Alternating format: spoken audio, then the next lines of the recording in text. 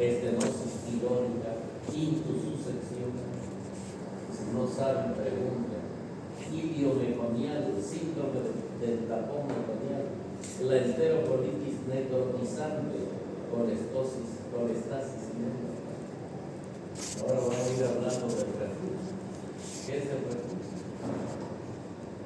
Es la salida del alimento del estómago hacia el esófago, hacia la parte, pero no está precedida de náuseas. Es lo que sale del estómago tal cual entró. En este caso hablamos del reflujo. Pueden tener reflujo desde los niños hasta los viejos, pero en este caso hablamos de niños. El niño se alimenta de leche, entonces toma su leche y por algún eructo también sale su leche. Pero esta leche es tal cual entró, fresca. Cuando ya es vómito, esta leche después de 2 horas y media, 3 horas, que sale y ya esta leche es fuerte, con cuajo, o el alimento que hay.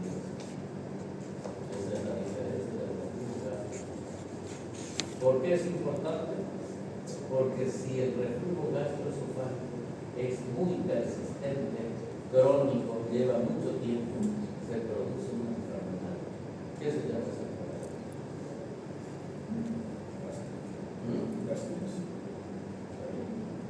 Se llama esofagitis por reflujo gastroesofágico.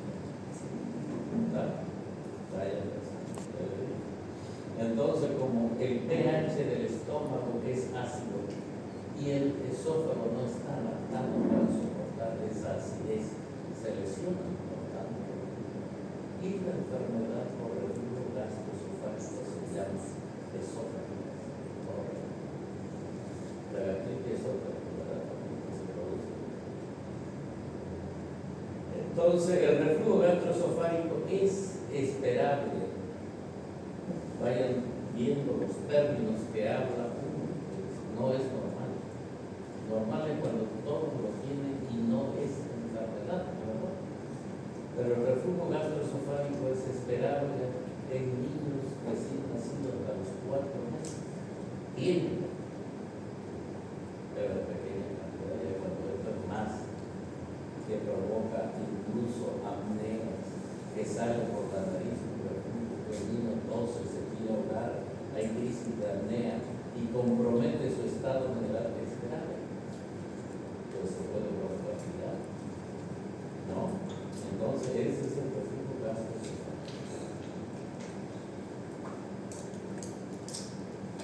Entonces, y otras enfermedades,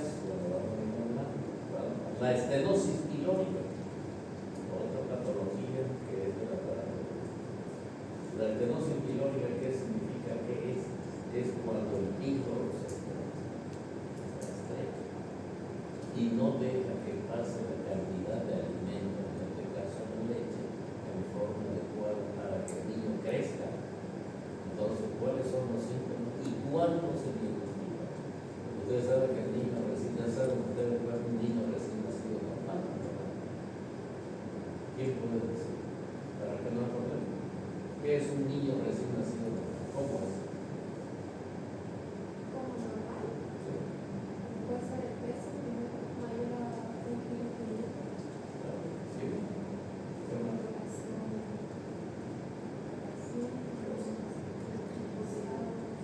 Claro, bien. ¿Qué más?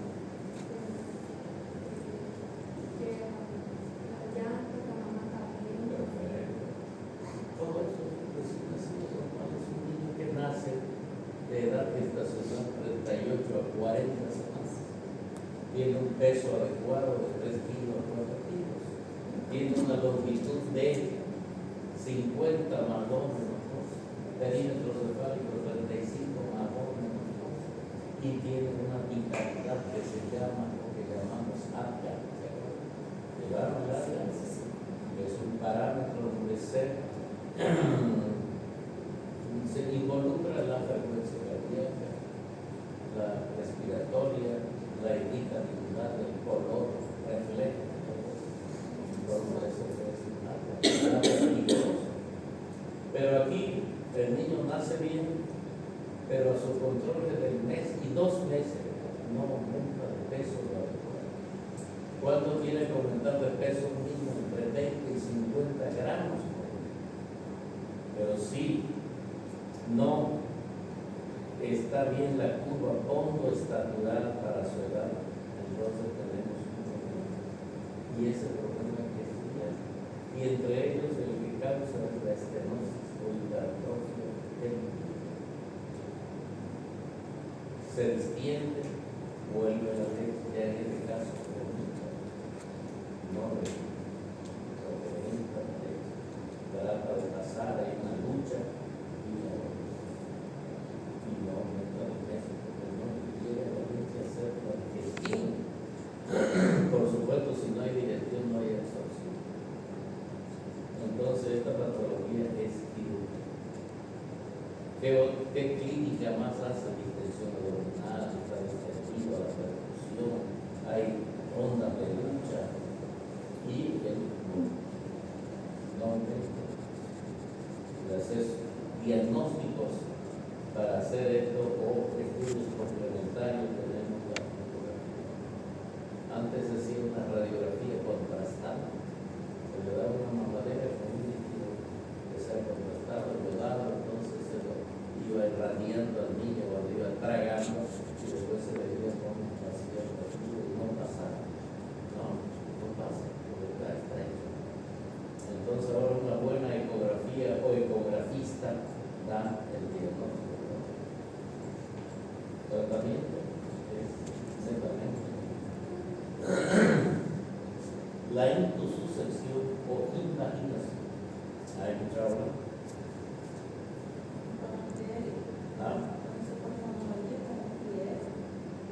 Cuando el intestino, la parte distal o proximal se entra en la próxima. ¿Bien? El peristaltismo que hace entra y forma un producto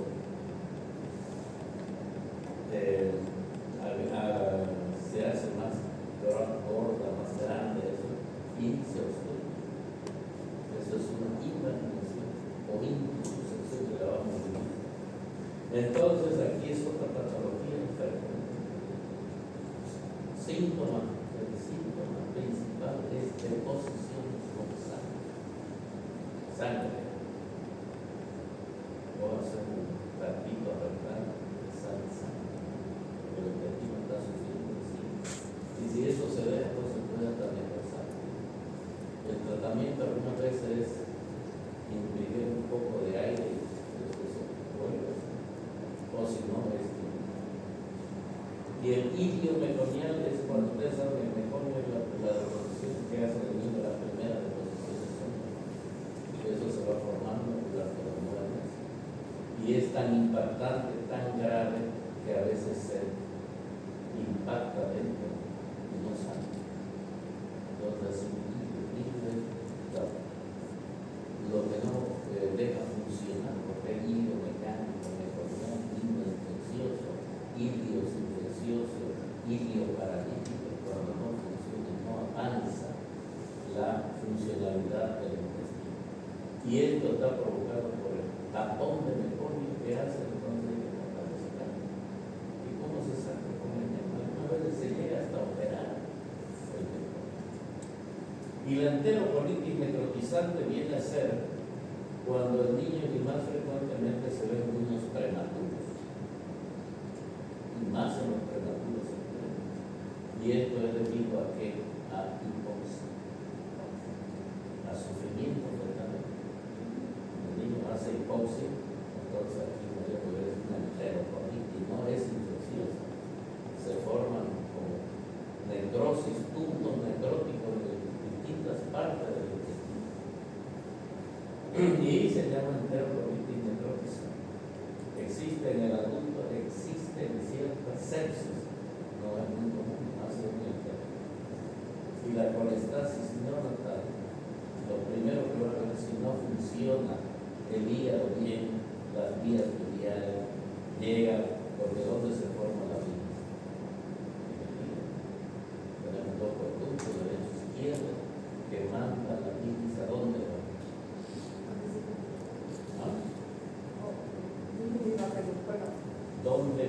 La bilis se segrega en el hígado y de ahí va por los dos conductos, derecho e izquierdo.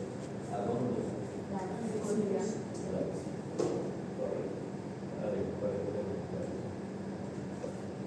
Y entonces la bilis es el reservorio de la vesícula biliar.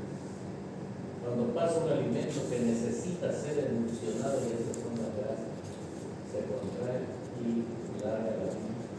¿Dónde va a largar la bilis? Por el conducto cístico se va al conducto colero. El colero, ¿por qué se llama colero?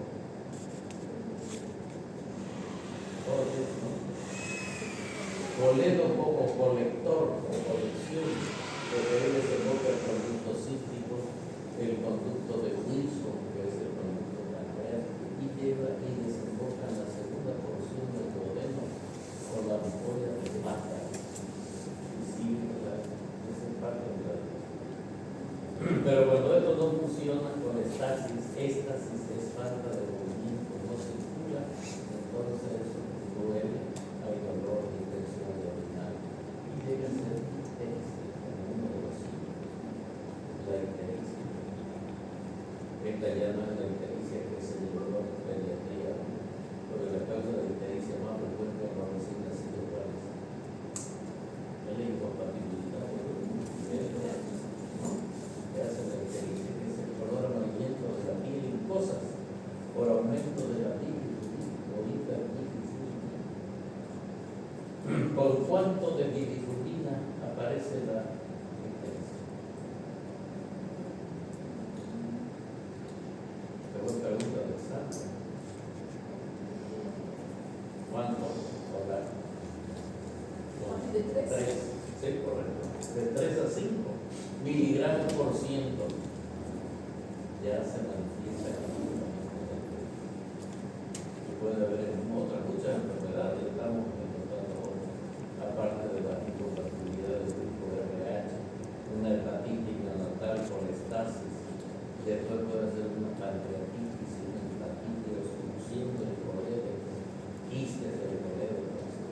Bueno, otras enfermedades digestivas, adherencias abdominales, apendicitis, cálculos biliares. Después está el cólico intestinal, que está mal ahí. Las diarreas, enfermedad celíaca. ¿Se acuerdan de la enfermedad celíaca? Lo que lleva la enfermedad de Crohn, la enfermedad de Pilsen. Después tenemos el reflujo gastroesofágico, que ya lo vamos a ir nombrando. Es el paso del contenido gástrico hacia el esófago como sin vómito o regurgitación. Es un proceso normal o fisiológico, habíamos hablado, que ocurre en el 50% de los lactantes. Algunas veces se resuelve solo por algún gastroquinético como es la domperidona, que es la que más se usa la mente por la vida, sin forma. La verdad, ¿conocen eso? Sí. Aquí está la hipertrofia del píloro, obstrucción de la luz secundaria de ecografía, pues también es quirúrgico siempre. La indosucesión con la hipertensión es la más común de la obstrucción intestinal en niños menores de 3 años. Se desconoce la causa, pero algunas veces es por diarrea o infección, porque la peristalsis está más acelerada, entonces se mete la parte distal a la próxima. Aunque es poco frecuente en adultos. Idiomeconiel es el bloqueo del intestino en un recién nacido causado por el contenido intestinal de meconium excesivamente espeso, porque es espeso, y un signo de fibrosis. El idiomeconiel generalmente es consecuencia, en el caso, y tapón de meconium cuando esto no sale, se tapona o se oculta. Enfermedad de Hirschsprung, ¿qué es la enfermedad de Hirschsprung? ¿Conocen? Es una agangliosis mesénquica. No está dificultado, no existe el ganglio, estamos hablando de los ganglios nerviosos. ¿Se acuerdan quién es el mesenterio del intestino? Plexo de Miesner y de Auerbach. ¿Han escuchado? Sí. Bueno, eso entonces falla aquí. y ese intestino no funciona porque no hay el motor. ¿Y qué pasa?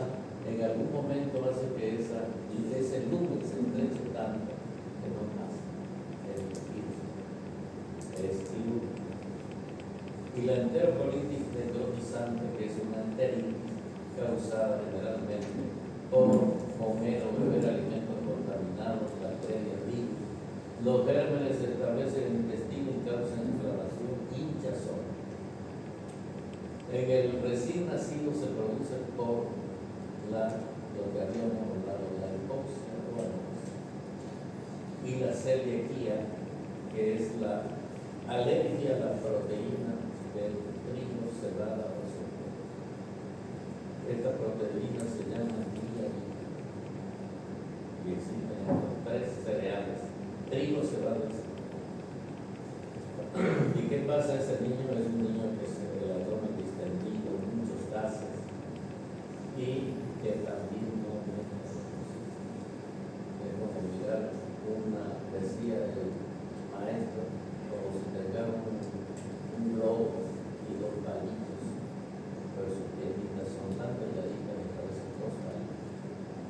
Él tiene alergia a las proteínas.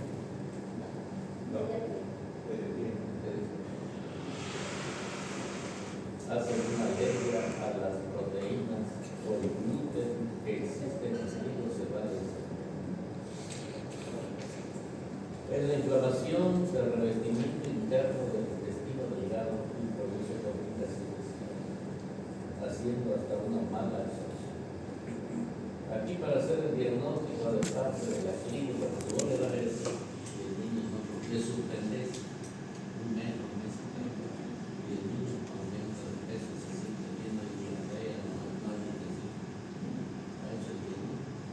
Pero si querés pedirle ahí un poco de laboratorio de curso que llega a la marcadores antiglutaminasa tisular tipo IgA, IgG, antiendomicio, un péptido de gliadina, que es lo que más. Colestasis neonatal ocurre como consecuencia de una disminución del flujo o excreción biliar, con la consiguiente acumulación de sustancias que normalmente son excretadas por la eliminación del intestino. Eso es más o menos lo que he preparado para ustedes, el tipo de enfermedades. ¿Tienen ustedes la carta de o la carta de? ¿No tienen? ¿No le dan?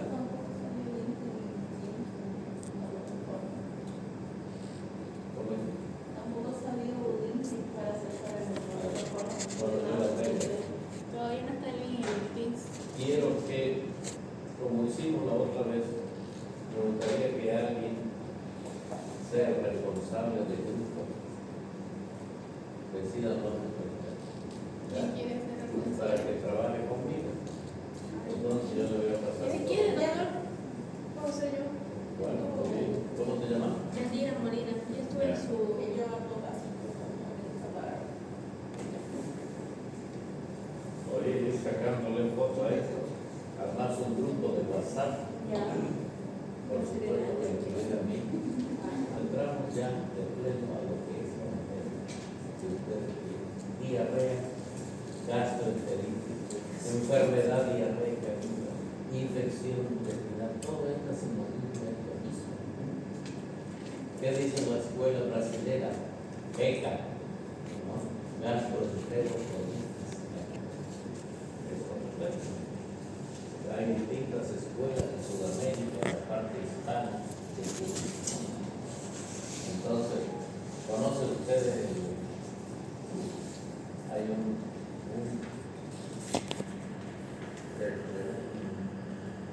que se llama enfermedades de la infancia, enfermedad prevalente en la infancia. Ahorita me voy a acordar. Entonces, eso también tiene mucho que ver, y es bueno que lo sepan porque preguntan en el examen. ¿Qué preguntan todos? ¿Por qué es diarrea? ¿Cómo decir? La diarrea, es cuando existe el aumento de las deposiciones mayor de 12 dice, en un periodo corto, o una sola deposición con moco y sangre, es diarrea o enfermedad gastrointestinal. Porque puede haber una sola deposición con moco y sangre fétida, es o puede aumentar 4, 5, 6, 7, hasta 12. Deposiciones vemos nosotros en la tarde, por eso no hay atrás. 10 deposiciones en la mañana, como líquido, fértiles, amarillentas, verdosas, con moco, con sangre, tienen fiebre, distensiones abdominales. Esa es la diarrea aguda. Ahí hay una foto, parece un jugo de mango. Bueno, aquí algo de la epidemiología. Es una enfermedad muy frecuente en México, sumamente frecuente. Y es una causa de muerte o mortalidad en los países subdesarrollados. Todavía se muere por diarrea. ¿Cuál es la complicación más frecuente en una diarrea aguda?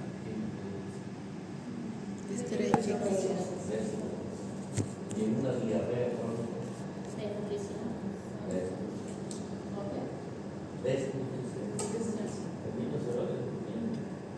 Bueno, aquí entramos directamente ya a una diarrea de tipo bacteriana, porque es diarrea bacteriana, de biología bacteriana, virales, parasitarias y otras diarreas, como que intolerancia a la lactosa, intoxicación alimenticia, una transgresión.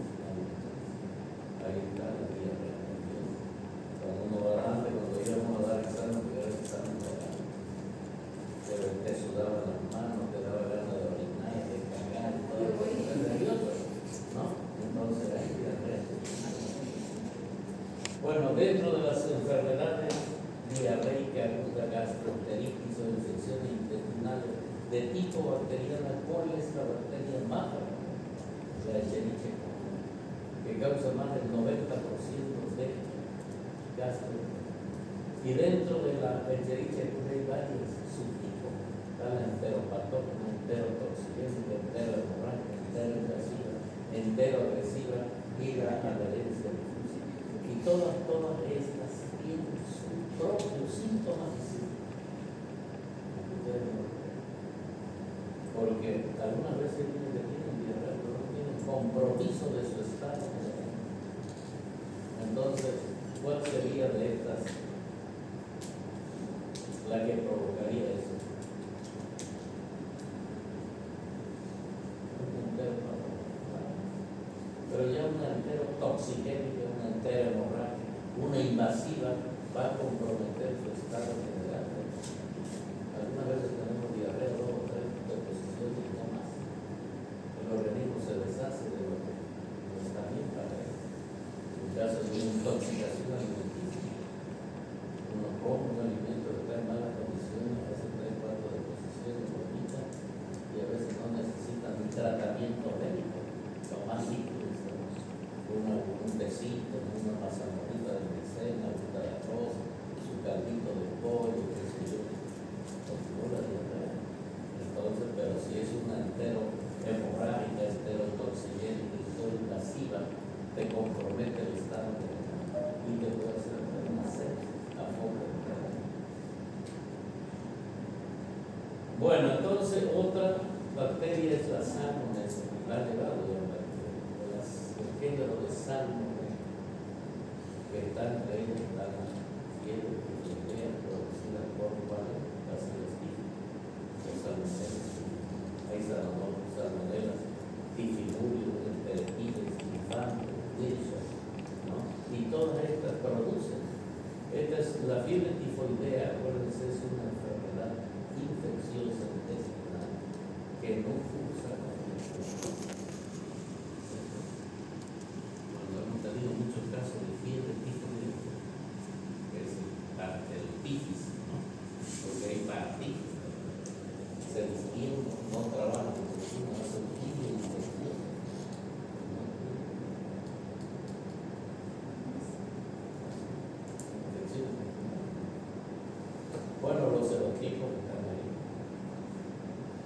daña el hocico. Ahora la shigella está, este es un bacilo de Shiga. ¿Quién fue el que descubrió la shigella?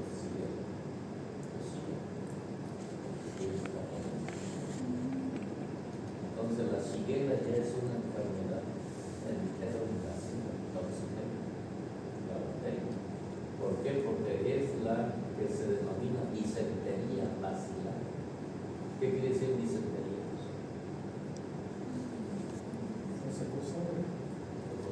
Con moco y sangre.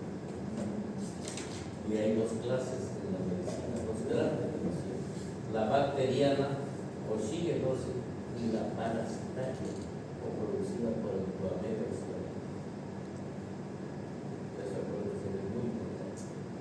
Entonces, shigellosis es una enfermedad, una bacteria muy agresiva que produce diarrea.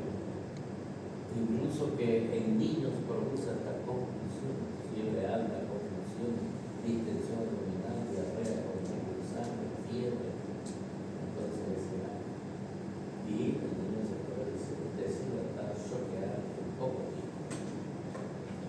En cambio, la disentería parasitaria que hablamos por el Cloamella histolítica es menos, es benigna. Porque no te va a producir fiebre, distensión intestinal. ¿Conocen la Cloamella histolítica? Parásito. Bueno, es un protozoario. No ha llegado a eso. Después tenemos el Campylobacter, Yersinia enterocolitis y el Clostridium difficile. Hay el otro Clostridium perfecto, que estos son gérmenes anaerobios. Y decimos anaerobios. Bien.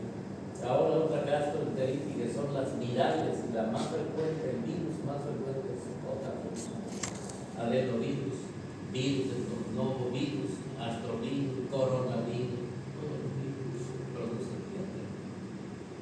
Incluso hemos visto y estamos viendo diarreas virales y salen positivas al término y rotavirus. ¿Cuándo se vacuna para rotavirus? ¿A qué edad? Pues saben España. Dos. ¿Quién digo yo? No participa. A los 2 meses. A 2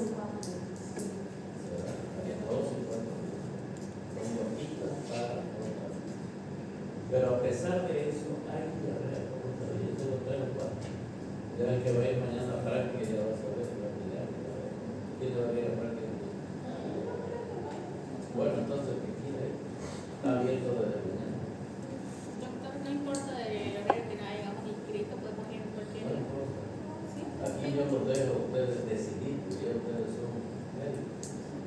Los meses son médicos, entonces no les estoy exigiendo, vayan cuando quieran y cuando puedan. Porque el jefe de carrera le va a dar a usted su grupo, que vaya. Y aquí le voy adelantando que 4 prácticas aprueban la parte práctica es llena. Después no vayan a decir que no presentación con la prueba. No. Nadie más le puse 0, no quiero decir nadie más. Porque acuérdense que la práctica, la nota de práctica es buena para todos. La teórica vale 13 y el total vale 25. ¿Cuántas prácticas hemos hecho? 4. Ya ella sabe, ¿verdad? Se quiere poner las 4 de la semana. Empiezo a las 8 en punto, ustedes bien vestida ahí, personalista, yo le estoy enseñando hasta la gente, porque algunos no están yendo a de bodas, nada, sino están yendo a comer. Y a nosotros nos enseñan que estamos bien vestidos, con su muy blanco, todavía. Ahorita vamos a ver. Ni se caen, ni se lavan los dientes.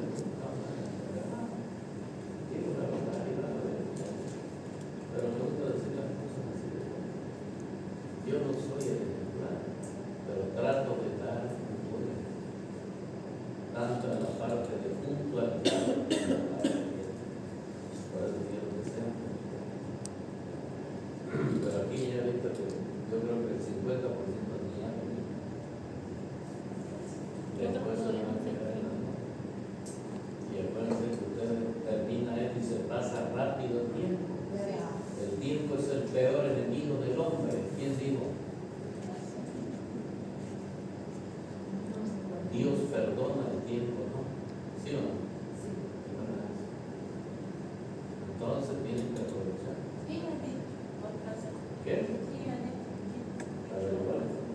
¿Cómo en la casa?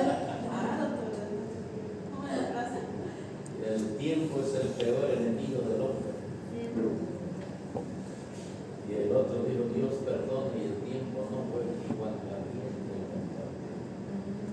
No se juega bien. El cantor mexicano. El fresco es de eso. Tienes razón, esta es una de las palabras que está correcta. Dios perdona el tiempo. Bueno, muy bien. Diarreas parasitarias. Estamos hablando, todos los parásitos pueden provocar diarrea, pero mucho más estos parásitos, los protozoarios. Y entre ellas está la Yardiolambia, Cryptosporidium, Toamelostorística, Blastocystis. ¿Por qué se divide? Ya pasaron parasitología. Sí. Lo tenemos aquí dentro de nuestra carta, parasitosis intestinal. Parece que no, Es sarcasmo. no, pues, Entonces lleva pediatría 1. dosificación de antibióticos. No. Nada que ver. Tiene que estar hablando. Nada que ver. Diarrea crónica. Ah, sí, parasitosis intestinal en la unidad 1. Sí, después de. Entonces ahí lo vamos a dividir, pero le voy adelantando para que vayan aprendiendo y sea más fácil. Los parásitos para ustedes, que yo lo aprendí, se dividen en 3. Los helmintos, protozoarios y las tendes. Pero claro, un parasitólogo le va a decir un montón, pero esto es la más práctica. Los helmintos, ascaris, oxido, trichuris, antilosto, mercator americano, strongyloides. ¿Por qué se divide? Porque tienen tratamiento diferente. Y esto se puede tratar con albendazol, vamos a lo de albendazol, nitazol, pero los protozoarios que son estos, el tratamiento de elección. Ya ustedes deberían saber. Para tratar una ameliasis intestinal, ¿qué se utiliza? Droga de elección. El metronidazol, los imidazoles, metronidazol, cetnidazol. Ahora todo sirve, pero hay cosas ideales. ¿Ya? Entonces eso vamos a ver. Aquí ustedes van a ver esto, que no es para que ustedes vean la diferencia. Los síntomas, la característica de un rotavirus, de una Escherichia coli, enteropatógena, toxigénica, salmonella, shigella, campylobacter, yersinia, todo eso